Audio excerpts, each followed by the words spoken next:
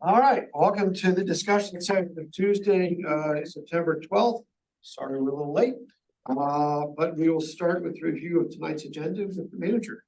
Thank you, Mr. President. Tonight's agenda, we have the consideration of final approval of a subdivision plan for Black Oak Hill, excuse me, for property that's located on Gilkison and Old Gilkison Road. We heard a presentation at the last commission meeting to develop.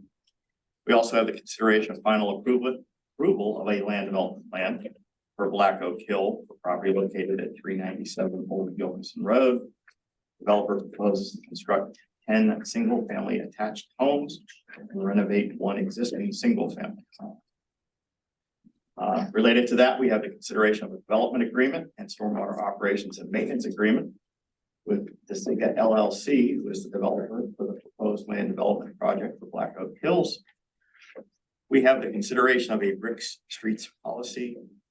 We talked about that numerous times during discussion sessions. We have the consideration of commencement benefits, pension benefits for a retiring library employee. And finally, the consideration to purchase a 2024 Jacobson GP 400 greens mower from Baker Vehicle Systems, Inc. Thank you. Next on the agenda is the Cedar Salem intersection improvements, and Mike Haberman is standing by. There again. Yes. Should I share my screen? Sure. Yeah, Yes. definitely. We want to Yes. see pictures. People want to see. And while Mike's pulling that up, I actually requested that Mike bring this back to the commission. I know you've seen it numerous times. Right. But based on, excuse me, some of the experiences we had earlier this year in bids coming in Yes. over Hi. what the probable opinion of cost was, I asked Mike to go back, review the numbers that had been provided to the commission, because I Okay. believe 175 was the Right. number that was previously discussed and approved by the commission. Yeah. Wanted to make sure that that was still a good number, and that if it was not, find out what the new number was, and then also get a recommendation from Mike in terms of a base bid with add alternates, so that we could at least enact some type of traffic calming at that intersection. So, We approved the 175, right? Correct. That's, we already funded that. So anything Yeah, but above it that came in is above. what yes. we need Correct. to talk about. Wanted- It's The above. 175 was in the next year's budget, correct? 2024. Right It'll be a now. carryover. Yeah. Yeah. Got it. It's available Um, now, but Yeah, so I mean, essentially, that's exactly what we did at Manager McGill's request. We took a deeper dive just based on some of the stuff we've been experienced, not only in Lebanon, but really throughout the whole area, and with construction costs almost statewide, nationwide. Can you zoom in closer, please? Oh, sure. So essentially, this memo that I had prepared gives a brief summary of what we had already discussed and talked about as far as the project components. And then what we're doing here is breaking down a little bit further some of those costs, construction costs, and some of the soft costs associated with survey and design and construction administration, inspection, contingencies. Again, these concepts that we prepared, dating back to the fall last year, are just that, they're concepts. They're not necessarily based on, hard survey and a real deep dive into every little component that you might deal with. So we usually include a relatively big contingency in there, but it's really just bulk item, linear feet of curb and some of the bigger type items that come up with an initial cost estimate.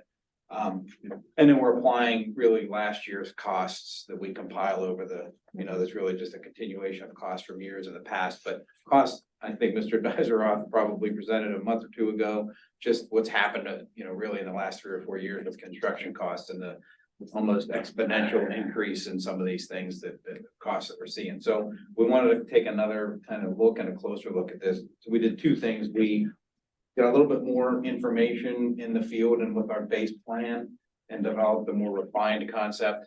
Some of the components got added to it just based on our discussions, it became a whole intersection as opposed to the 2 approaches. So there were a couple elements added to it. We also reached out to some suppliers that manufacture the RRFB systems, the push button systems with the flashing lights like we have out here at the elementary school, to get some updated costs on those. And not surprisingly, the cost of those systems have increased significantly from what we had seen in the past. The last one that we did was up in, I think, McCandless, probably 3 or 4 years ago, and the cost of the system was almost double from what that was. So I was using that number, putting a 20% contingency on it, suddenly instead of 30,000, it's 50,000, so, you know, the number starts creeping up, and I think it made sense to refine this to what you're seeing here now, so that we have a better understanding of what the cost probably gonna end up being by the time we get into next year. And then what are some options for dealing with those costs? So the 175, essentially, I broke down those three components. We look at the whole project with everything that I just discussed. It's coming up more closer to $260,000.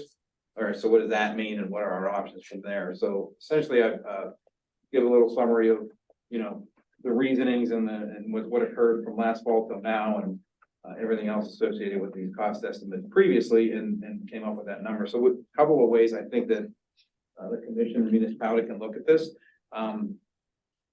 Three ways really, and one I don't even have in here, but just was thinking through as I was sitting here being prepared to discuss this. So one would be, we kind of designed this entire project, including the RFB system, which, even though this is not a state road, technically those are traffic signals and require a traffic signal permit that gets approved by PennDOT. So even though it's not a state road, they have to review and approve all quote unquote signal permits within the Commonwealth, even if it's not on a state road. So that's Right. technically a signal permit. If you just raised the crosswalk, would they have to approve that? No, the signal, it's technically a signal permit because there's electric components to it and flashing lights, so it's a. That's why it's considered a traffic signal permit, so we've done these in other municipalities where they're not on state roads, but they still have to review and approve that permit. So Do you there's, expect any pushback from them? No, You don't ever see not that? with these Okay, systems, so no. just a little delay. yeah, just another review agency. Yeah. But that system in and of itself is, the contractors who install those systems and do those wirings are signal contractors. Okay. Totally different contractor than that's gonna do the other improvements. So we the might get pavement it marking. separately. Sure. So we could either, so what I'm kind of outlining is we could do it one big design project. Get the signal permit, get everything designed and approved, bid it as one project. The project would likely have, almost certainly would have a road contractor that would be that would be the prime. And then they would have a signal contractor, one of three really that work in the area, to be a sub on that. That has, Separately, and you just anticipate separate primes, do you anticipate any savings? I think as if we did them as two completely separate projects, you may end up having a little bit of a cost increase, I think, because now you're gonna have two separate mobilizations and two Okay. separate projects associated with it. But so there's two ways we could do it. We could do one big project, bid it, do the base bid as everything except for the electrical components of the RFB system, do that as an ad alternate. Okay, so that signal contractor sub would have his number, so it would be an ad alternate, that we could then see where those numbers land, and fingers crossed, maybe they land within the amount of money that we have, or close enough to that budget that we do it all as one project. But if it is significantly higher or higher than we had anticipated, then we don't award the ad alternate, but we do everything else. So the geometric modifications, the pavement markings, the signage, so the signage would still include the signs that you would see there with the pedestrian crossing and the arrows, which I think are out there anyways. Yeah.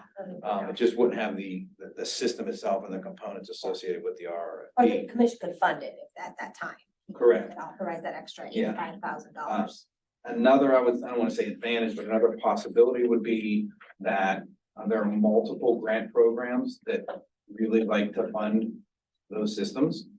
So you have the Arley grant program, you have Safe Routes to School grant program funding.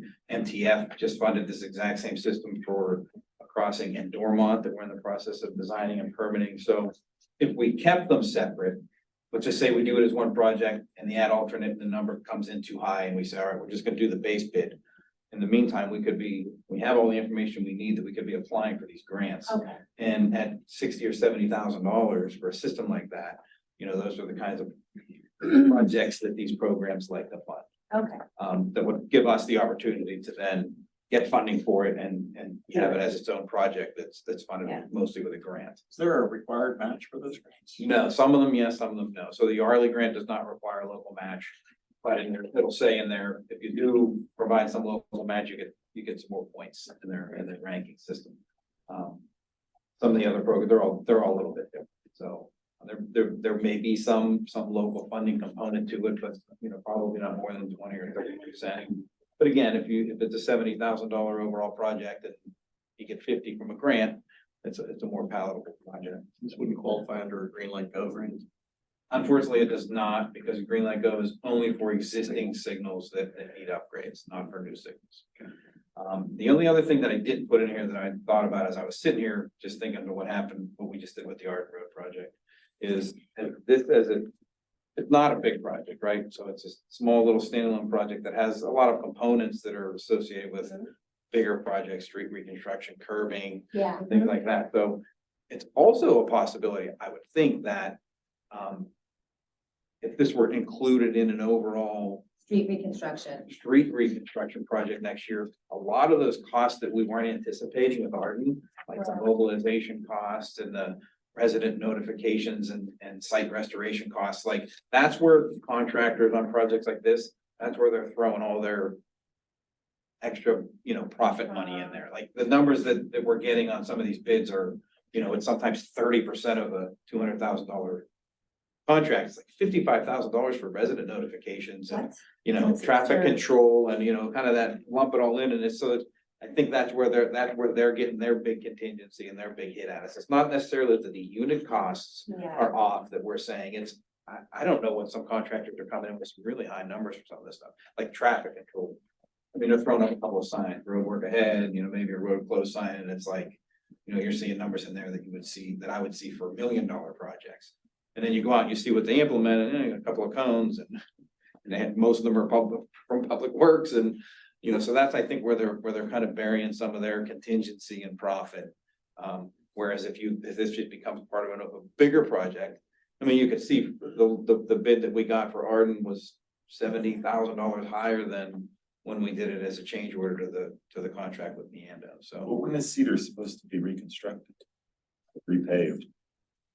That I don't know, I You don't know if just we say have do anything, they'll throw it in as like, rework the. timing for Cedar reconstruction, Dan, any idea? I know we're probably not there yet.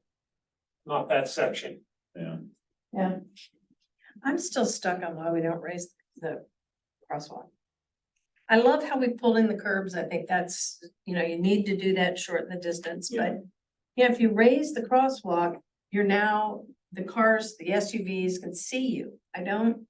I'm still stuck on the design, sorry. I think when we went through this last time, the issue with you can't just raise a crosswalk at an intersection, just a crosswalk. You would have to raise the entire intersection. Oh, okay. So the crosswalk itself has to, it's gonna end up being, let's just say it's 6 or 8 feet wide, the plateau. Yeah, I And understand. your ramp ups on each side are 6 each feet. So side. where the crosswalk is, then your ramp up to it ends up back into the intersection. I got And it. then because you have to have ADA compliance, with speed humps, you kind of round them down on the side so water can Mhm. flow. Mhm. Now these end up here and you end up creating Mhm.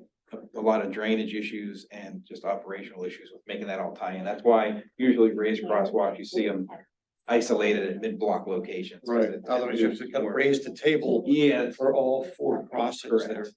Okay. which ends up being a Right. raised Yes. intersection Yes. and has all kinds of issues of its own. Right. That's what he said last time. by the way. I was just showing her the sideline. Sightline Yeah, part. so, if, I'm just gonna present this, I know it's not useful, I know it's not helpful, but if we were allowed to put a stop sign there, it would save us $60,000 to $70,000, because we wouldn't need this flashing light system. And it would be safer, but I know we're not allowed to for reasons I still struggle with.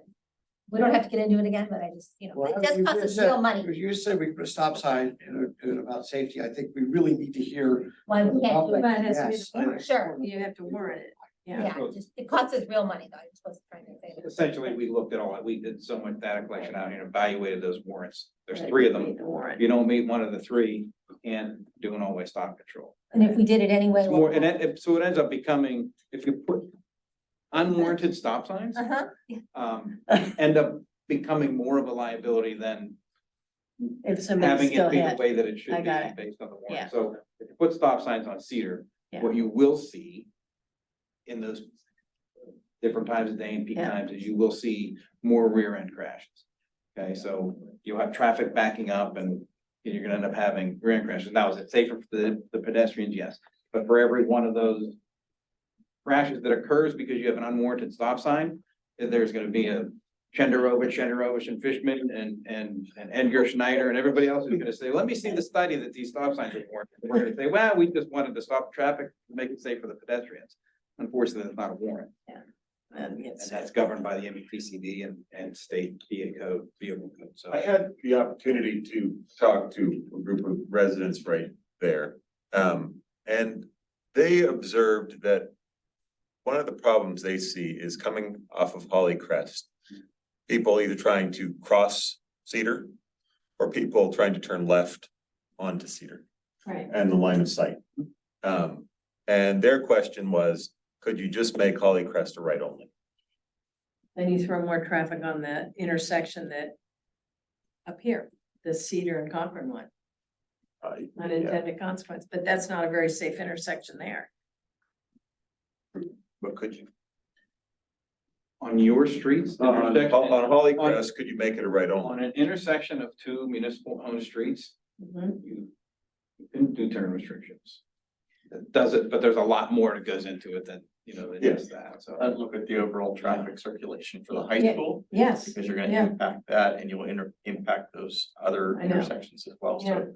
When you kind of, when you consider everything and you look at, we talked about last time I was here, some of the crashes that occurred and the causation of those. It, because of that unorthodox where we're actually pushing Yeah. that traffic going towards Cochrane out onto the curb of that hatched area, because it is a little bit unorthodox, which now makes your left turns out of Holly Crest or your straight through movements longer, and they're crossing now 3 lanes of traffic, and the Mhm. crossing for the pedestrians is much I longer, quite so. hear it. Yeah, that's kind of why it was like, when you consider all these things, that's why we landed where we did. Because now we're decreasing almost a full lane width of how far the crossing is or the left turn is, and decreasing by 12+ feet the length that a pedestrian has to cross. And you're getting Yeah. that Holly Crest traffic, whereas they're sitting back further now and then have Right. 3 lanes across. Now we're gonna get them up closer. Their sight lines end up being better. So we try to take. We've had enough of these discussions, I think, just with the traffic board and everything else with what we're trying to do in Arden and some of these other places that there are a ton of factors that we have to consider. Sure. And we're trying to bring all that in and come up with a, maybe it's not the greatest solution, but it's a solution that considers all those factors and doesn't have a major impact on any one thing, but does improve things for a lot of the stuff we're talking about. Improvement was the word that. Correct. Emphasized. One other question, from a cost perspective, right, and you and I briefly chatted about this. Yeah. Obviously, doing the infrastructure work and curb lines and doing all that can be expensive. Are there more, tactical solutions that we could implement that are not as permanent, but would allow us to solve the same problem at a more affordable price, test the solution before we go full? Yeah, I mean, in? if you remember, one of the times that I was here talking about this, we had an exhibit that looked just like this, that did the same thing, but it was with pavement markings. We hashed out the areas instead of the new curb line.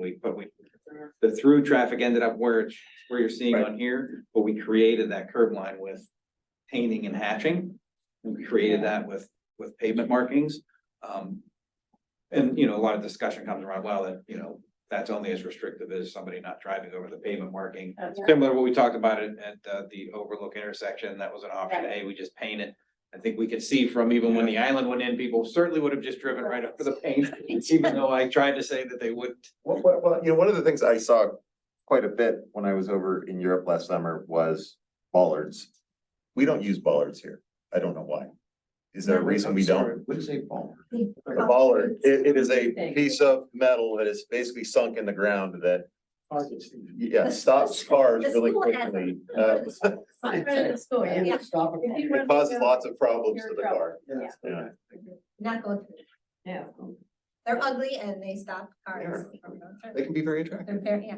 So we already funded the 175. Don't throw out. the thing that takes that- I'm just curious why we don't Chris. use bollards. Oh, okay, you were I saying don't though, think like. they're just any put some lights. cheaper than the curb. And the reality is you do have ADA crossings here. So shortening this intersect, the crosswalk itself really helps not just ADA, but elderly getting across. It's too wide. Yeah, again, I'm just saying, instead of Yeah. recutting the curb line, Yeah, putting in some other fixed structure that is more affordable. I would say an option to that would be creating the curb lines with, the kind of heavy duty flexible delineators that they're Yes. using all over the city of Pittsburgh. Right now for the bike lanes. Yeah, my issue with bollards is always that putting a fixed object within what's called the clear zone just creates a blunt force hazard for vehicles. That's why you don't see them on state roads, you see guide rail because it deflects, things like that, so. That's why I hesitate on kind of things that don't necessarily fit into design criteria and MUTCD and AASHTO stuff in the US. That's not to say it's not possible, but it just brings other issues where you try to do things that aren't necessarily standard. We throw our temporary speed bumps in there. You shouldn't have told me we had them. I mean, you know what I worry about is people getting angry. Yeah. And then speeding up. So, and right up at this end, of course, you have everybody crossing for tennis. I know they shouldn't cross the middle of the street, but people are people, they do what they want. So would that be a consideration, to slow it down? I think that's a different process than how we landed here. That's for you guys to. I mean, I was also in favor of something mid-block there. Yeah, but I think- exactly. You and I've talked about that. But I think how much of, you have kind of this zone right here, we need to give staff some direction of how to send this out for bid and so forth. What I would like to at least keep it in the back of someone's mind about maybe doing, as Commissioner Spark Wilson proposed, but I don't think that's gotta be a standalone versus. Okay, this. yeah, Understood. we That's need a fine. decision, you're saying, yeah. Yeah. I think the You decision want a point decision here on is to say, how do we say, to my mind, to say to staff, one, look at that phase one, phase two, is the ad alternate idea. And the other piece of looking at including this in the road budget to see which winds up being the less expensive option. yeah, and I'm not the engineer, but I'll say it anyway. I'd prefer to have a conversation with Dan related to the street, the street maintenance. In terms of how this gets incorporated, can it get incorporated into bid specifications? Sure. Because it would almost have to be a separate, I'll say, standalone set of specifications because of what we're doing here. Right. As opposed to our standard street reconstruction Sure. specifications or mill and overlay. And then also talk about the timing. We could put it out as part of the street program as an ad alternate, see what the numbers come back as. And then we could also put it out as a separate standalone. Which one do you do first would be my question. Well, I'll explore that more with Gateway and get some additional. All right, do you have enough direction? Yes, sir. Go ahead. And we have holdover money from this year for next. to pay for it. As we were going through the unassigned fund balance discussion earlier. That's right. Okay. This was one of the funded projects. Yes. And we have the 175 Sign all of that Part of money, so. or carry over, yeah, we at least get phase one done. Yes. And we had talked about at that time that we anticipated it would be a 2024 project. Just Right. because of where we were in the season. Oh, yeah, putting it out for bid, you Still wanna trying put to it out figure early. Yeah, no, that's Thank, fine. thank you, Mike, again. For your All right, unless there's any other questions, Commissioner. Good, thank you, Mike. See you at the next traffic board meeting. All right, next, sidewalks, type, size, and location study of sidewalks. And we have Dan Dosra and John Alive. Alaz, thank you. And this was Get out of another item that the Always caught in fraud. approved funding Funding for. for, I remember. As part of that. I hear you. We try to solve it, it's pretty fun. In there, you would. Can I share my screen? Yeah, you should be able to. You should bring that to the traffic. Or.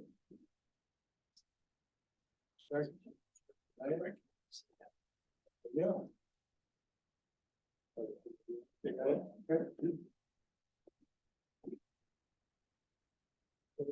Good evening, Commissioners. Dan Dosroth and John Malaz from our office. John was the project manager on the project. I was assisting him with the project. What we were assigned to do was to look at a number of different locations in the municipality that are close to schools that don't have sidewalks. And what we came up with was what we call a type, size, and location study. It's often used to refer to really when you're trying to gauge yourself on where you want to be, how big you want to make it, and sort of what your various components are in this time. In this case, we're talking about sidewalks, where we would put them along the street, what size, how close to the curb they would be located, what effect they're going to have on the appurtenances that are adjacent to the street, such as other people's driveways, landscaping, trees that might need to be moved, those types of things. So our process was we did this study. We took some existing mapping that we had that was pretty accurate. We used that and we walked each street, made some determinations on where we thought the optimum place was to put the sidewalk in.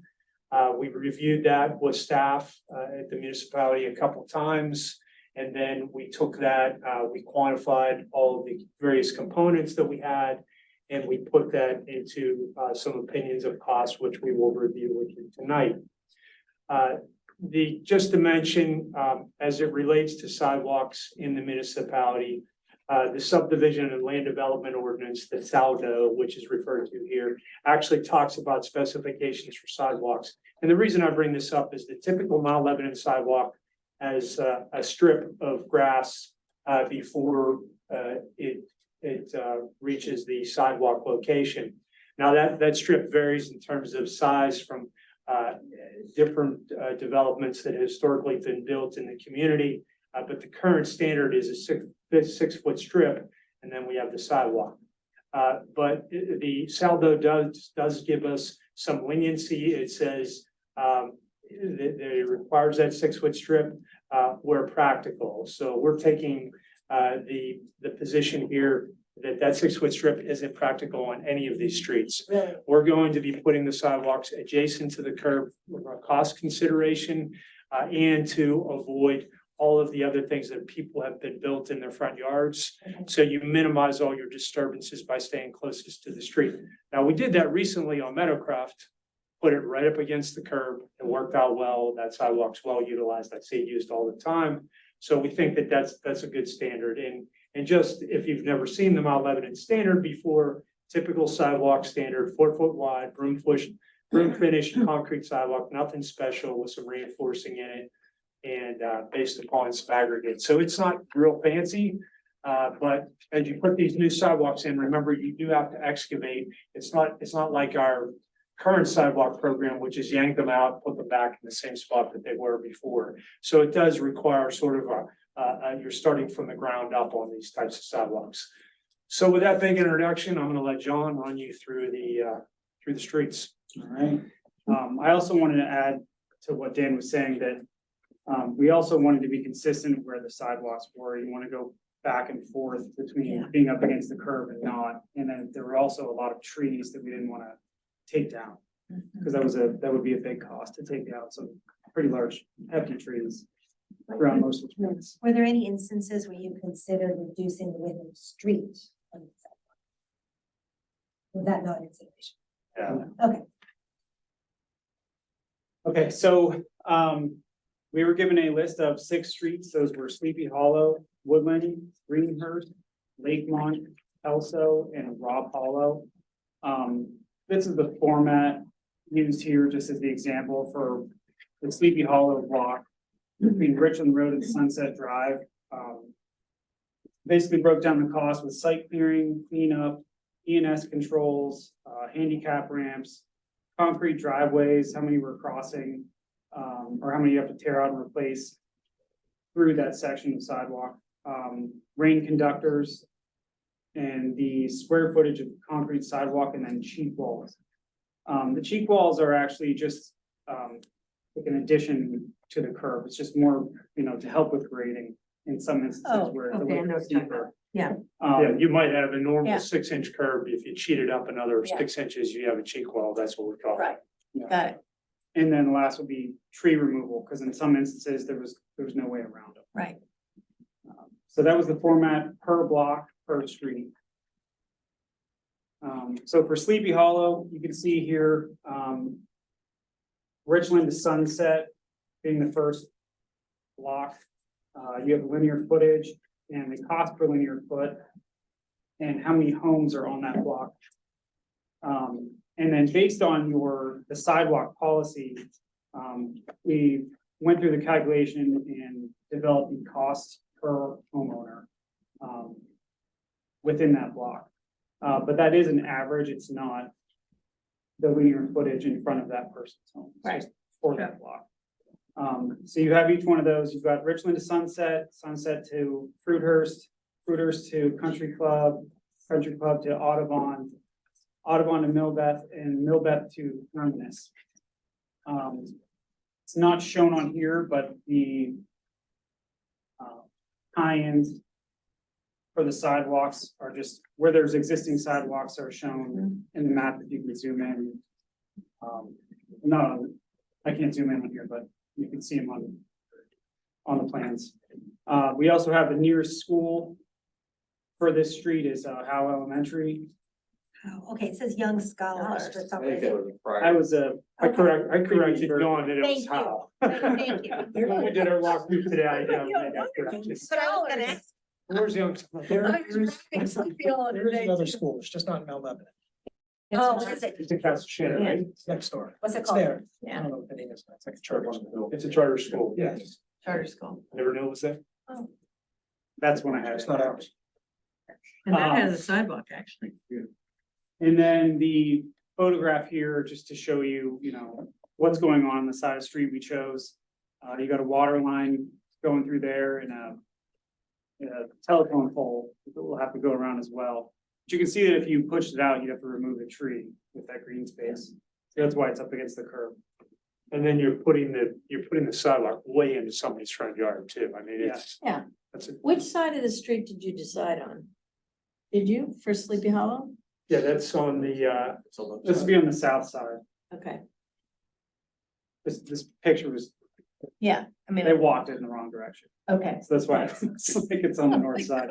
Sorry. and in most cases, we took the topographically, Sure. the The least best challenging Of course. Yeah. side chart. Yeah, But when I drove it, I couldn't figure out what was the least challenging. Part of it was because of the utility poles. Right, They're like right there, right up against the curb. Yeah. On everything. and we can work around most of those if they're close enough. When they're Yeah. dead center in the middle, that's where they present the problem. Well, you gotta get wheelchairs around them too. Sure, Yeah. yeah, Yeah. no, it happens around. We just have to. Yeah. The width stays the same, we just do a radius around them. Cause there's tons of it. It's crazy. So the next street would be Woodland. As you can see, the White Oak. The first section on the top. So I'm sorry, I'd like to back up. I didn't explain this on the last one. You have to read this from just like a book, top left to the right, and then you continue and see the match line on the far right to the one on the bottom left. So, and these are in order from how the blocks are listed as well. So Terrace to White Oak to Ridgeview, Ridgeview to Eisenhower, Eisenhower to Wainwright, and Wainwright to MacArthur. One thing that's not in here, is the cost per homeowner. If you multiply that times how many homes, and then subtract that from the total, so say the 183,000. Yeah. You would have to subtract the 13 homes times 5,272. Lisa, you're I see. saying So that would give you, that's what the municipality would be paying for. Wait, what would the municipality be paying? Which? I think that's what we need to decide still. This is just the total cost to build it, right? The total cost to build it, Yeah. and what we tried to represent and talk to the staff is we were trying to present from, at least to the commission, to get an idea that based upon the current policy, and Ian knows the policy verbatim better than I do, but this is the number that each home would cost. So what John's saying is 13 homes times approximately 5,000, that's 65,000 would come from the homeowners. The balance of approximately 120,000 would come from the municipality. That's based upon the current policy. So assuming that Cost per home is what, we don't have to charge the homeowners though, when we're coming in and we're saying that by ordinance, we're gonna put these in. That's up to the commission to decide. Absolutely. Yeah. Like, Who's gonna pay for it? Today, we're just talking about what it costs. But if commission keeps the 90-10, then this would then be, take 10% off this 458. If we keep that. Correct. Oh, I'm okay. just trying to Yeah, make sense of the numbers that are in the presentation, so right. the cost based on this presentation should be 90% of 458,620. If the commission decided to. And I'll just The add, current policy. add the qualifier that the cost to homeowner is related only to the cost of the installation of the sidewalk. It is not inclusive of the cost to remove any obstructions in that right of way that have been placed there by the, that's written in the policy to Right. be a homeowner cost. yeah. So if there's a retaining wall, if there's landscaping, those are all homeowner costs per the policy. But does this estimate include the removal of retaining walls, for example? Is that how you guys priced it out? Because you looked at the exact streets. There were only a couple of retaining walls I think we could still work around. On the low, yeah, that's, It's the mostly low like end this of picture Woodland here. doesn't have it, or the low side Yeah. doesn't have, the other side does. But if this there one- was, you would have given us that Yeah. number in Yeah. here. What about- what Okay, about- so this is the all-inclusive, just so everyone paying attention, this is the all-inclusive price, and then another conversation we need to decide who's gonna pay for what, or we can talk about that. Yeah, But today right. we're talking about, right, What it what costs. he's saying is somebody has a dog fence that's in Dog fence, sprinkler system. sprinkler system. right. those Yeah. types of Those are all- things. Oh, yeah, They're must not be. in Yeah. our house. There's all, We have Yeah, the you wouldn't know hard about that. costs of actually building the building and none of the Yeah. other stuff that might be. Mhm. So like just this picture on the screen, that landscaping to the front, that shrub, all that is. it's gone, you know, Right, and nobody, and we're not paying to replace it, correct. but we're well, taking putting it a out. sidewalk. Yeah, we'll take it out, but we're not gonna Mhm. replace it. And that's why I wanted to show this photograph of the landscaping that's in the way, the tree that's further down the road. Yeah. And, I know just another reason why the sidewalk has to be against the curb. All right, So for Greenhurst, there are just two blocks. You got Lakemont to Lindendale, Lindendale to Summer. Nearest schools are Hoover and Jefferson schools. It's gotta be the high school's in your school, it's right there, but I don't know, you know, at we least didn't- closer than Jefferson. Yeah, they're whatever. close. Okay, couple schools. Yeah, sure. Yeah, as you can see down the ground. right now. That's the, I see like all the high schoolers walking down that street, Yeah. so that's what I see, high school That traffic. just seems like an easy one to do too. That's like, at least, that's why you look Low at that, that's hanging wide open, fruits, yeah, yeah, not, wide but open. high schoolers don't walk on sidewalks, so I don't even know they bother, they all walk out the middle of the street. No, well, they don't walk on the street. A Oh. lot of the times, I mean, Yeah. well, at least mine refuses to walk through here. Because it's dangerous. just too dangerous. it's way too Ah. dangerous. Okay, This has Yeah. been my pet peeve in the entire municipality. Okay. It's very dangerous, especially in the morning hours when it's dark out, high schoolers are walking and can't see them. jeez. We're gonna go past time, so. Keep going, all right, got it. So this photograph, I just wanted to show you here, you know. Yeah. The south side of the street's a lot, the grades are a lot easier than the other side of the street. For Lakemont, nearest schools are also Hoover and Jefferson again. Yeah. You know, you see some obstructions here with the Mhm. water and, some sewer. You have Greenhurst to Larchdale to Kurt to Terminus. And then, Glades to Maplewood to Hardwood, and Hardwood to another terminus. Hmm. And I tried to put that in yellow, but it didn't really show up where the, existing sidewalk tie-in. Okay, Now with the manhole here and just go behind that, is basically what the plan would be. Manholes, we can actually put the manholes in the sidewalk. We can work with that. What about the fire hydrant? Fire hydrant, we might have to get extended. You know, we Move it. might ask the water company to push it out a little bit. Push it into the yard as opposed to kick up the street. Yeah, it's still within, 13 feet from the back of the curb, Okay. Yeah. roughly, Yeah, to, right it's away. available for right. Okay. This is the second part of Lakemont. Yeah. Okay. Starting from the Glades to Hardwood. Maplewood and then Hardwood and then Hardwood to Terminus. Then you have Kelso. So this one, we had some previous discussions on this. There are two options for Kelso. There's existing sidewalk on the northern side. as you can see on the southern plan. In yellow, shows option 2 in orange just beside it. So there's existing sidewalk there. If we wanted, if you wanted to, you would start from Bower Hill Road, place the sidewalk to Moreland Drive, and then over to where it's existing on the south side, and then you would do an ADA crossing to option 2. It saves a little bit of money. It saves a little bit. Yeah. But your kids crossing. Yes, Kelso. unprotected crosswalk, unprotected. On a state road. On state road. Yeah, this Fly is, down, this is, Putting in it's a- a very Maybe busy putting road. a. Fly down, right? Across guard. 30 miles. That's what we all. east. I think we just wanted to show that we didn't ignore the other sidewalk. Yeah, because- exactly. Kelso is a little bit of an anomaly, just in Yeah. the sense that, one, it's a state road, Yeah. and two, there is a patchwork of sidewalk Yes, on there are. alternating sides of that street. You're right. So we're just trying to give options for one consistent Yeah. side having sidewalks. It's also too wide of a road. It's part of the problem. It's just Road diet. road diet. That's right. There's trees down the middle.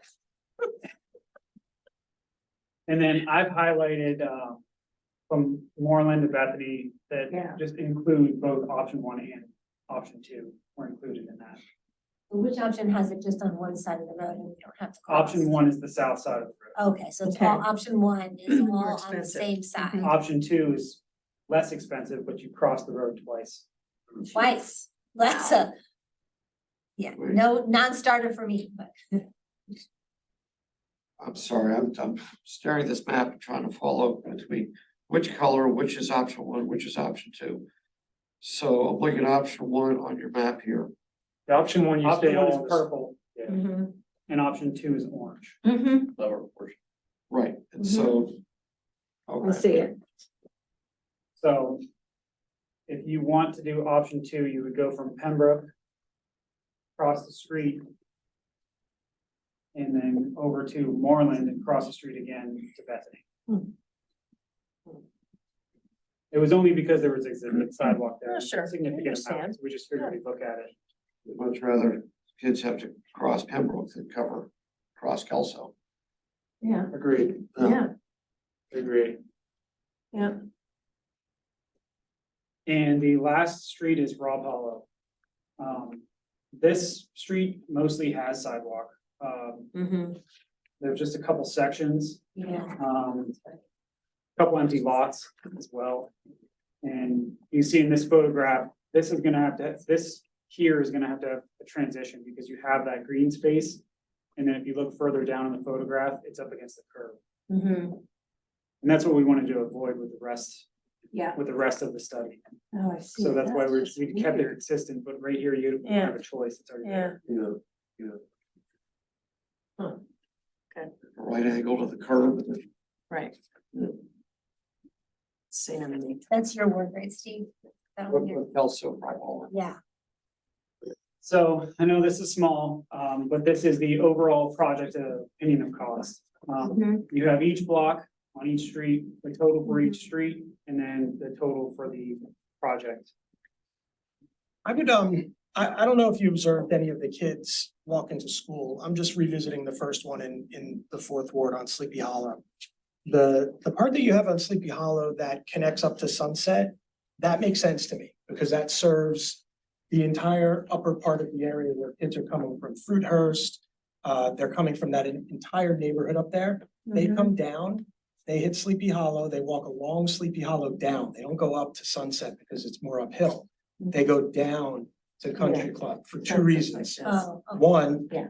All of the neighborhood goes that way, which is kind of counterintuitive because it's probably the most dangerous street in the Yeah. neighborhood. But all the parents and the kids walk there, so you've got a train of kids walking up Country Club. Okay. So to me, it makes sense to put sidewalks on Country Club, because what you've drawn out here takes kids on a sidewalk and then dumps them to probably the most dangerous street in the 4th Ward without sidewalks. Mhm. So the idea would be, it's kind of like the bridge to nowhere here, right? Like the idea would be connect the sidewalk so that it actually gets to the school. So just, yeah, this part here. So like, I would probably end it at Millbeth because that part of Sleepy Hollow is not really servicing a ton of homes. And Millbeth is not really a cut-through street. You would have to go through people's backyards, which the kids don't really do to go to school there. So the top part where you've got Sunset, Sleepy Hollow up to Country Club is fine, and then connecting over Audubon, Millbeth. But I would go up Country Club, which would be probably the safest route. We'd be creating a safer route, and it services a lot more kids. Services a lot of families too, because that's how they walk to school. And it's huge trees on both sides, right up against the curb. So we would take the piece that we're I doing, mean, it comes right. out further along Sleepy Hollow, and run it up along Country Club. Run it up Country Club, because that gets you to Audubon, where then you have sidewalks. Right. I support pricing that out. Yeah, we can make that adjustment. That's It's good comment. I mean, you're on a grade, so it's gonna be more expensive. There are a lot of trees Both along Country sides. Club. It's a smaller road, so, there's gonna be issues. Although I would say a lot of the neighbors up Country Club already have put like brick footpaths in for kids. Wow. So, putting a sidewalk where those footpaths go is probably not gonna do too much damage. Make it easier to excavate because some of that work's already. It's already done. done, yeah. But there are some trees, big trees, big trees to get A through. lot of big trees. Some of the largest trees in this valley. But I mean, if we're trying to make this safer and we're trying to put it in the right spot, that's the right spot, because we're putting in that spot with where you've got High View, Sunset, that's great, because the people in that area don't go up Sunset and then over to Broadmoor. A lot of them will go actually down Sleepy Hollow to Country Club, just because that's where more parents are walking. And they know that because there's more parents there, cars will drive slower, they'll watch out for the kids. At least that's what I see. Yeah. I'll be curious to see the cost of that revised design. One more time about how these costs are broken down, recognizing your point earlier. The yellow items are the total cost, the total estimated cost Total estimated cost for the street, cost. for the entire, so Tired. homeowner and municipality. Right. And then the cost of the home is the estimate based upon policy. Correct. Thank you. All right, we should have any more questions on this topic. I have a big question on process. Yeah. We've got a process sheet where many requests are supposed to go to the mobility board for the 2025 CIP funding cycle. Woodland residents have been working on getting sidewalks in their neighborhood for 10 years. I'd like to ask if they can go ahead and start the process of getting petitions now, so that they might be able to get into the 2024 funding cycle. And I would need to know what kind of deadline and who it would go to, since we won't have the mobility board till spring of 2024. Prior to the mobility board actually being in place, Yeah, those would be submitted to the traffic board. okay. And I would sort of volunteer Mr. McMeans, to provide any assistance in terms of submission of, What you want. Exactly, yeah. So, since I get caught in from the bullpen here, sure, yeah, it's fine. So since we did the type size location analysis, we have a sense for where it would go on the Yes. street. The next step would be to kind of file petitions, things like that. I talked with our public information office. Our thought was, since we had this information now, barring any other questions from the commission, I know Commissioner Grella and Commissioner Silverman expressed some interest in seeing a couple tweaks.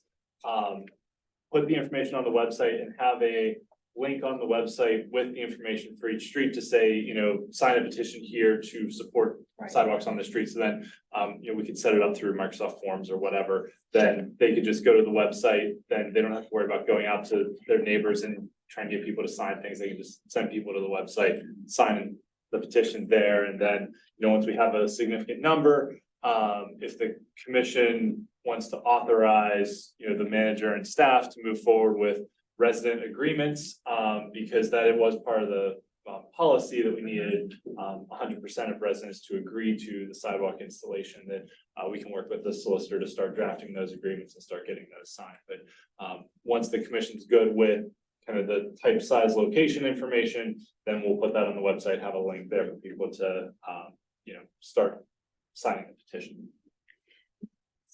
But I still wanna know if I want to see it on the 2024 capital improvement plan. I know it may not get funded, got it, but if I wanna see it there, when do you want petitions in by, so I can have it in?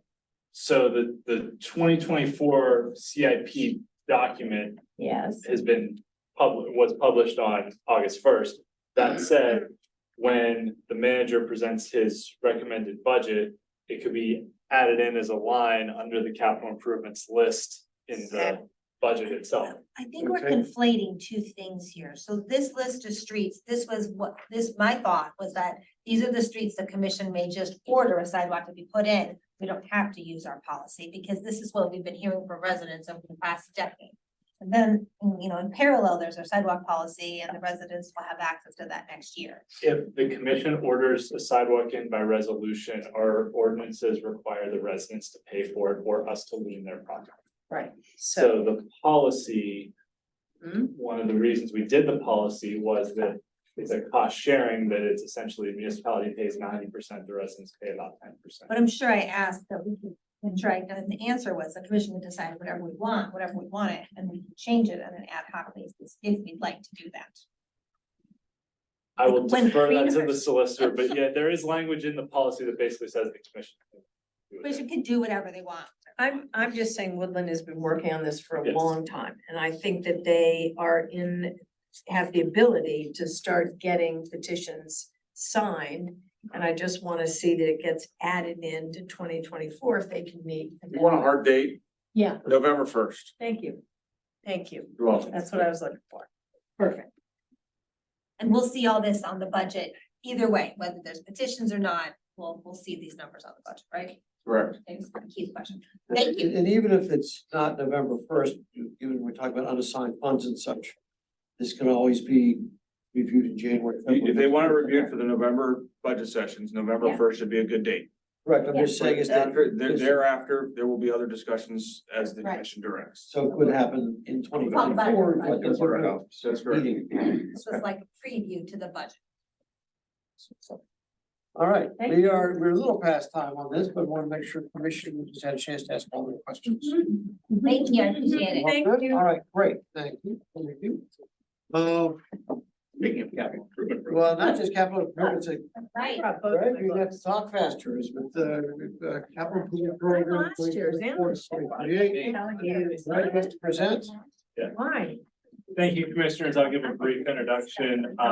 So this was our transition year for the capital improvement program.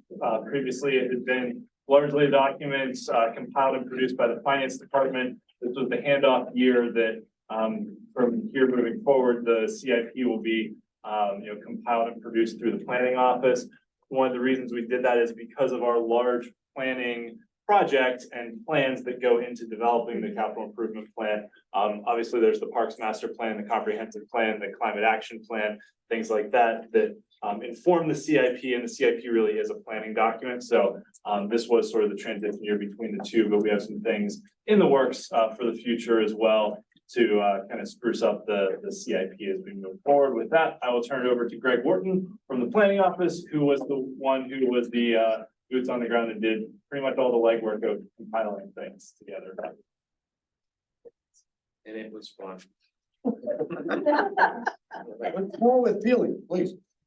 A little refresher on what the capital improvement program is.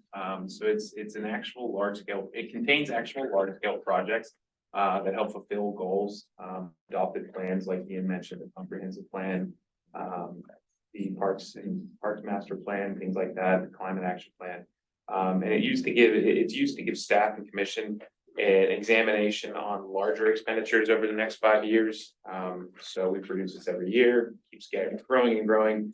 And it doesn't preclude capital expenditures coming up in the interim and being funded. And it allows for prudent planning when funding becomes available. And then as a kind of reminder, all items listed in the CIP may not receive that funding. So like Ian mentioned, there's some foundational documents for the CIP. Currently in this plan that we have, or this program, we have the 2013 comprehensive plan, the Connect Regional Climate Action Plan and the 2022 Parks Master Plan. Next year, we'll be seeing that we'll be referencing the 2023 capital, or, 2023 comprehensive plan in the next year's capital improvement plan. And some other ones, as mentioned as well, some recent documents, the main park site plan and rec center architectural study, and also the, there's an arrow in there. Ian with his transitions, and then also the South Parking Garage reconstruction study. So those are some bigger foundational documents that'll be included within that CIP. And actually looking forward to in future when we talk, you'll see there's kind of an outlier on balance that's 15 million that is in the later years, and that's referencing that South Parking Garage. So kind of a timeline real quick. Starting through January through April, staff discusses with the capital projects with the boards and advisory boards. Kind of moves into May when we start opening up the files to staff to kind of propose those CIP items. Moving into June, we kind of finalize those through submissions, and then moving into July is when we really start printing kind of the data spreadsheet work. And then August 1st is when we publish it officially, and then August 15th, it went to the planning board. Moving into September, we're actually in that threshold now, but September 21st, it'll reach its legal advertisement. Then October 10th, it'll have its public hearing, and then the adoption is targeted for December 12th. That's the timeline each year. So going into kind of the 2024 to 2028 expenditures, like I just mentioned, in 2028 facility improvements, you'll see that 15 million. It's kind of an outlier a little bit, I would say, but we're expecting that. We're expecting that south garage to be reconstructed here. So as you can see, it bumps up those numbers a little bit. Kind of the infrastructure, we see that gradual growth over time. Facility improvements can obviously be a little here and there, and then equipment is sporadic as well. And some of those ongoing studies, the comprehensive plan update, the main park site plan, the pending South Garage study that the commission talked about a few meetings ago, those will inform and probably alter some of the projects that are listed in outlying years. So right now, really, we want to focus on just the 2024 listed items. The ones 2025 and beyond are subject to change still based on the plans that are currently underway or will be underway soon. So we're really just gonna, like Ian mentioned, we're really gonna target the 2024 projects here. And if you actually reference page 12 of the CIP, that'll list out, and if you can't read the screen better, it's on page 12. So starting with a pretty typical street reconstruction, say that's priority number 1 every year. This fund covers the reconstruction of projects for both asphalt and brick streets. So that's kind of moved together. The system uses the evaluation historical information for each roadway segment to analyze and recommend the most cost-effective treatments to avoid spending greater amounts of money, kind of sporadic throughout the community. And then moving on to sanitary sewer improvements, again, another yearly item. The project requires a continuous evaluation of proactive upgrades and repairs to the sanitary system. But this project is funded by the sanitary sewer surcharges. So there's a lot of cost balancing there. Stormwater management, the storm sewer system requires general maintenance and repair to keep it functioning properly, such as closed circuit televising, sewer line and structure cleaning, structural inspections, locations, and corrective major structural deficiencies noted during the televising. And then another one we see a lot as well is scheduled equipment replacements. This is just the regular and routine replacement of equipment that has reached the end of its useful life. A newer one, or I'd say a more recent one, was the municipal building rotunda restoration. So out in our foyer there, we have the historic rotunda. But this project includes the restoration of interior plaster and mural painting in the municipal building. The restoration of the rotunda is key to maintaining the historic value of the building. In my opinion, it's a beautiful aspect of that entire building. I mean, mentioning the World War is just, as a history guide, I can't get over that. So, it's great. And the public safety building exterior improvements, phase 1 of a 5-year project was funded this year in 2023. Continuous improvements to the public safety building are as follows: improvements to the facade, the masonry, and waterproofing. And then also moving back to the municipal building, we have an HVAC upgrade, It's a replacement of a large 40-ton unit that serves the ground floor to the second floor. The unit will also decrease energy consumption through upgraded scroll styles, compressors, and as well as changes to the refrigerant, which is in line with that climate resolution. And then also in the municipal building, we have customer safety center of safety upgrades. This project adds ballistic glass and paneling to the existing layout of the first floor customer service center. The design is still to remain transparent to maintain that open concept and welcoming concept to residents. I gotta stop you right here. Sure. Why do we need ballistic glass right here? Am I missing something? Who put that in there? The police department came through all of municipal buildings and did sort of a safety audit, if you will, and made a list of recommendations. What other towns have ballistic glass in their municipal buildings? Plenty. Like nearby? Yeah. Upper St. Clair? They're completely behind locked doors. Yeah, and I was gonna say, that's the other piece of it. Other communities have taken, I'll say alternate approaches in terms of restricted access to buildings, which is another way to sort of accomplish. We've, as this building was, I'll say, re-envisioned in the 2004 renovations, we had envisioned having a more open and welcoming, I'll say, reception area. Right. And then obviously a lot of things changed over time. So again, we had police come through and do sort of a, I'll say, safety audit of all our municipal facilities and make recommendations to improve safety of not only for the employees that are stationed in those locations, but for the residents overall as well. Got it. Okay, I just don't see that in other businesses in uptown or anywhere. What? The recommendations. Right, but it's- Discussions to happen later. These are Right, there we go. Okay, thank you. Moving into that ninth category there, we have the North Meadowcroft Park ADA accessible upgrades. This project will cover the cost of making accessibility improvements to the basketball and now new pickleball areas of the park.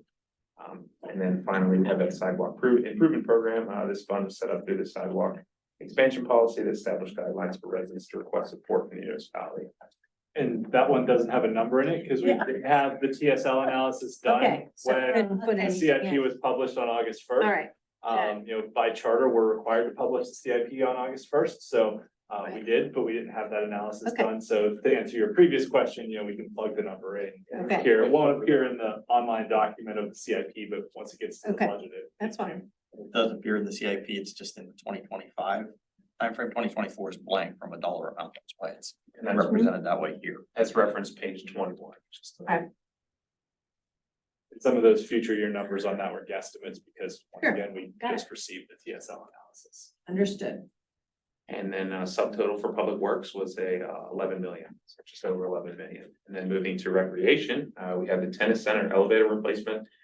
Pretty cut and dry. This project just includes the replacement of the elevator that's at its end of its useful life.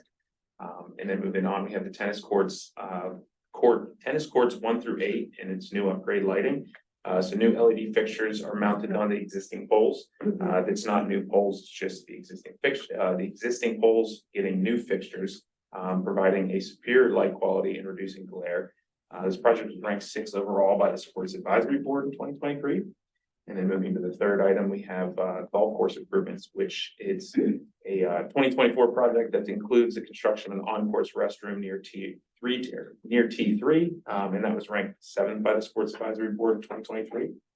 I know we had some other things going on in the golf course, but it's good to see some newer construction going on there. And then moving into fire, we have the turnout gear replacement. I would say pretty necessary and important function here. We have, the item will include the replacement of protective clothing and equipment for the entire career staff.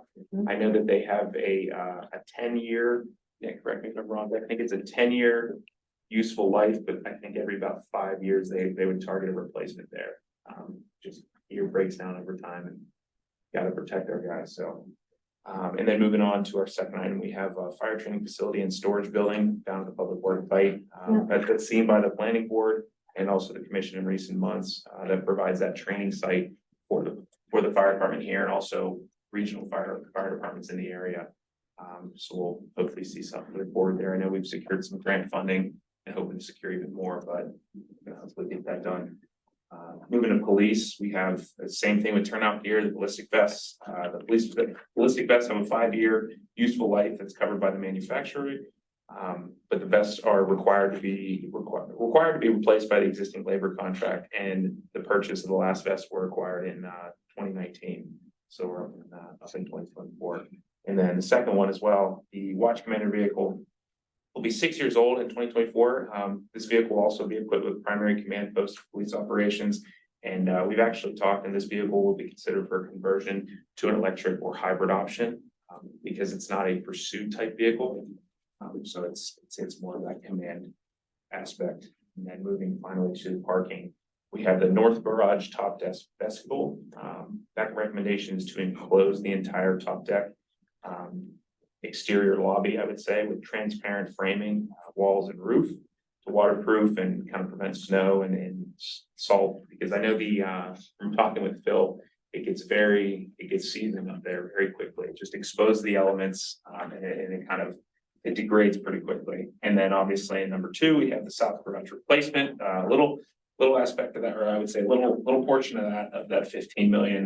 In 2023, structural analysis was performed in the south garage. It was determined that the south garage will have significant rehabilitation improvements over the next 4 years to address certain areas of the garage. But the useful life of the garage is no more than 5 years, although it could be sooner. A complete replacement or major structural repairs will have to be done by 2028. And then finally, the north garage elevators. The outdoor nature of the cars leads to a faster wear on the parts, just like the top deck vestibule there. And versus the standard indoor cars, which are a lot more protected, the critical components are constantly being adjusted and replaced from salt, normal oxidation of metal in an outdoor and unconditioned environment. So we're gonna have So that. didn't we just do the north garage elevators this year? I mean, they were closed while they were. being fixed. I think. There's 3, this is the Oh. second of the 3 elevators. There's 3 elevators. Okay. All right, thanks. So yes, we did do one. I know We did the most intrusive one this Yeah. year. Okay. So out of those, that's the 2024 projects that we have listed. Moving on, we also have just the breakdown of the scheduled vehicle or scheduled equipment replacement. So you'll see there that we have a decent amount of equipment to be replaced in 2024. We have a lot of those. I would say the leaf and debris grinder. It's primarily sourced through bond and grant funding, but a lot of these vehicles just kind of turn it over. So Yeah, go ahead. You'll see the item for street sweeper lease. We don't currently have a lease for a street sweeper. That's a request continuation. We do street sweeping by contract. Yeah, that's what I'm just This would propose us processing. purchasing a piece of equipment. And the leaf and debris grinder is the Snuffleupagus guy. I was thinking that's the beast, right? That's the piece. That's the beast. The deep Snuffleupagus. Those are facts is what you're referring. Okay, sorry. Yeah, after they get vacuumed up off the streets. Then take they them to get the ground. I grinder, get it. yes. Okay. And then All they are taken Mulched. off-site to be Mhm. used for composting and other things. Okay. Thank you for explaining the stuff off. It's like, but They have a nickname for everything. So a couple items that are new to the program in 2024, like from the municipal building, customer safety center, customer service center safety upgrades, as well as the fire training facility and the work storage building. And also obviously the last one is that north garage top deck vestibule there. Right. if you have any questions, I'm sorry. Yeah, no, if you have any questions, please feel free, or the home stretch here. Yeah, this isn't a question, it's just, put on everybody's radar. The turf at Cedar was supposed to be, needed to be replaced in 2024. Unfortunately, it was evaluated last year and we were able to extend the useful life. It's still in great shape. We've been doing a really wonderful job maintaining it, but it will be approaching the end of its useful life in 2025, or maybe we can stretch it to 2026. And that's a significant expense, but the key piece I wanted to say is that the Sports Advisory Board has really recommended that we extend the lighting.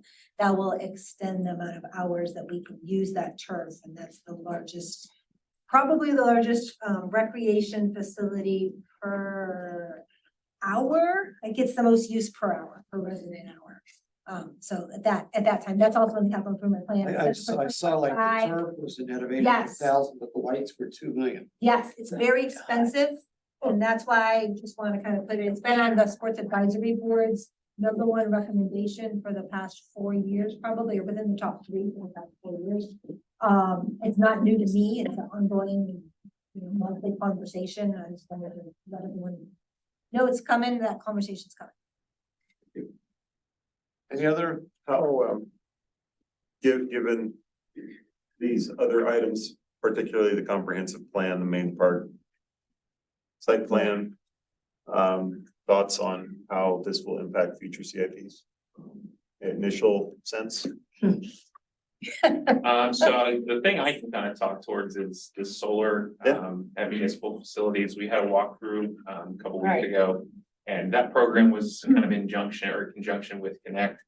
So the Get Solar, PA Get Solar, or I'd say the PA Solar Center Get Solar program, a lot of solar going on. And they had a what do you want to call it, a coordination effort with Connect to kind of get multiple municipalities. I know there was Etna, I think Belleville, us, there was a few more multiple. Alcosan, yes, there was a decent amount of facilities there. So we can hopefully see some potential there. I think our bid numbers were due this week, or I shouldn't say bid numbers, but the solar developers were supposed to be submitting bid numbers. Estimated cost numbers, isn't it? Looking to get those turned in. Haven't seen those quite yet. If I recall correctly on those, they were not just bids in terms of cost, but also different financing approaches. Yes, so it was like a financial roadmap. If we weren't able to fund something right away, it was a long-term plan. But we looked at this building, we looked at public safety, we looked at the rec center, we looked at public works, as well as also the overlook lot, academy lot, and south parking lot. So we're hoping to get some cost estimates or cost estimate. I like that cost, that's good. It's like guesstimate, so cost estimations, and we're gonna get those received here soon, but I know Ian could probably talk a little bit towards the main park site plan and architectural study. I know that's been his. Yes.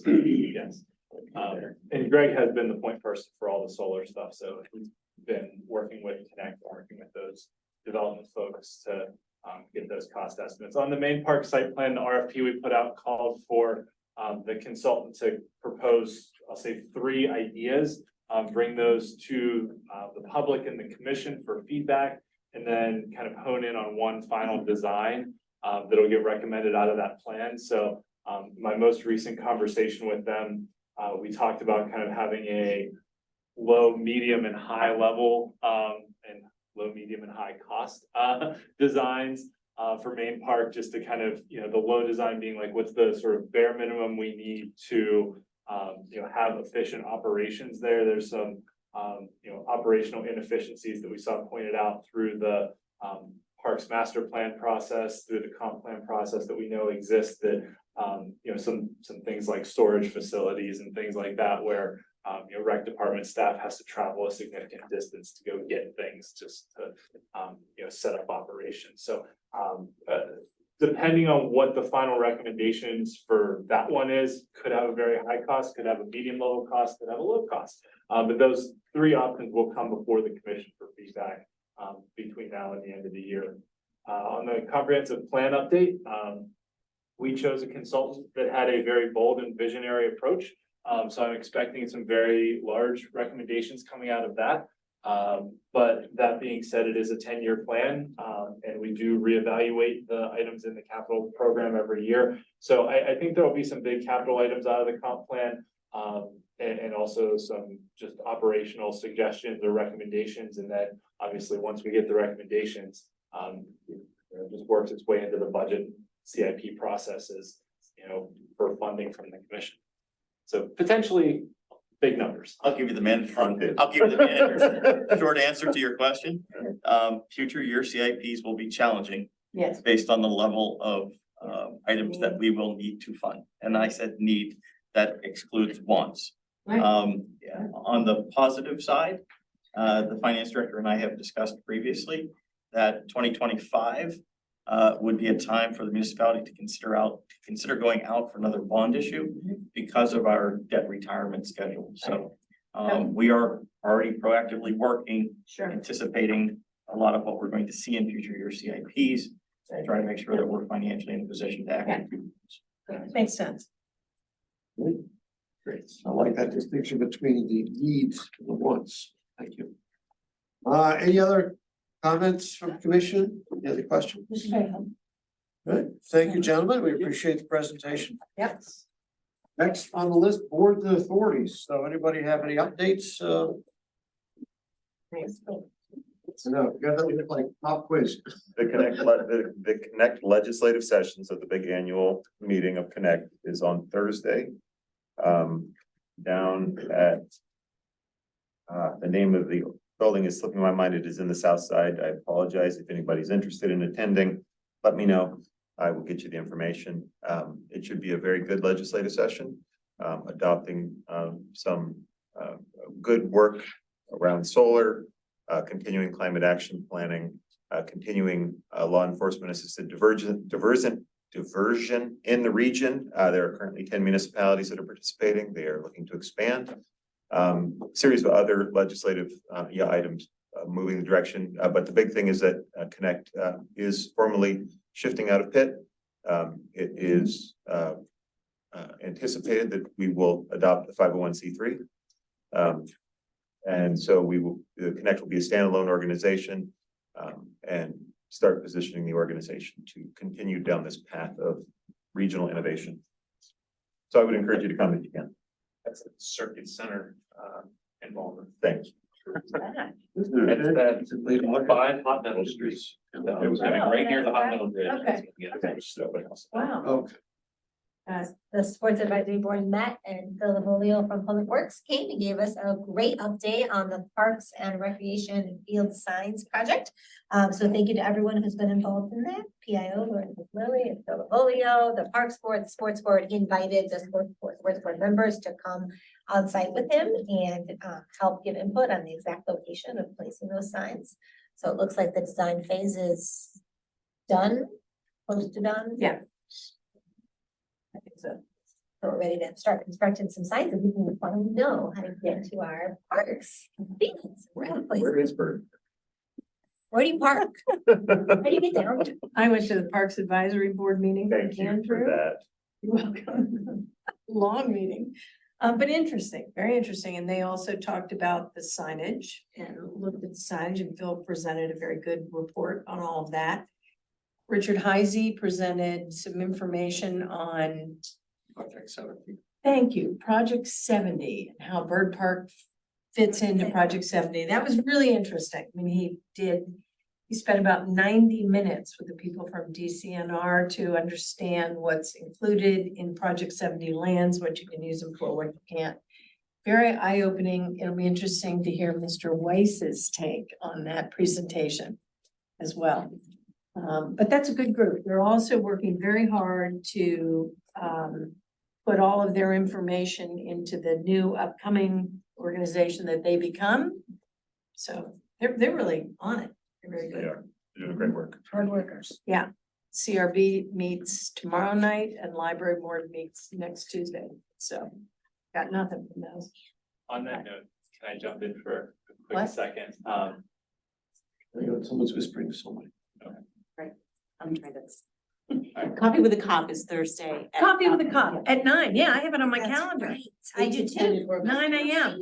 Yeah, we'll be there. And where is that going to be? Orbits. Yes, Coffee with a Cop. Thank you. Sorry. That's okay. That's a good one. That's a good one. You had something. Oh, yes, back when we talked about board realignment. Yeah. We had said that by the end of August, we wanted advisory board, the current 10 advisory boards to submit a list of their tasks, duties, Yes. and all that stuff to us. I've received 2 of those to date. So that leaves 8 that are hanging out there. I did send an email to staff liaisons, last week to remind their boards in September to do it. So if we could get those by the end of September, that would be great. Sports is done. I'm sure David will send it to you. And Parks Advisory, that's what they were working on. But CRB didn't meet during the summer, so. And when that is all compiled, can all commissioners get that? Yes, that was the, yes. Ian and I met last week Yeah. about the transition to the new advisory boards, again, following the document that Ian had originally provided to make sure that we're sticking to timeframes. Right. I'm going through now and reviewing and going to be reaching out to staff in terms of, I'll say staff liaisons for the newly created boards. We will probably have a primary and a secondary with the ability for other staff members to be pulled in depending on topic. We're talking about scheduling in terms of when those meetings would occur. We're talking about a standardized agenda so that all agendas will look the same. Awesome. So we are moving all of that forward as we had previously indicated. Okay. Have we thought any more about like onboarding, training? Or I know it's been a discussion and it might be something we do a little later, but have we thought about that at all in terms of kind of training people on responsibilities and? That is part of the, I'll say, the discussion. And in perfect candor, I think part of that may be developed once we get a better handle on exactly how those boards are going to function and focus. So that we are not creating a set of onboarding materials that may or may not be relevant. So that's what the discussion we have. That's fair. The planning board met, we will see the result of their work tonight, that's what we're reviewing, and it's up to commission to decide, yea or nay. That's that development that's, I won't see, Put this in.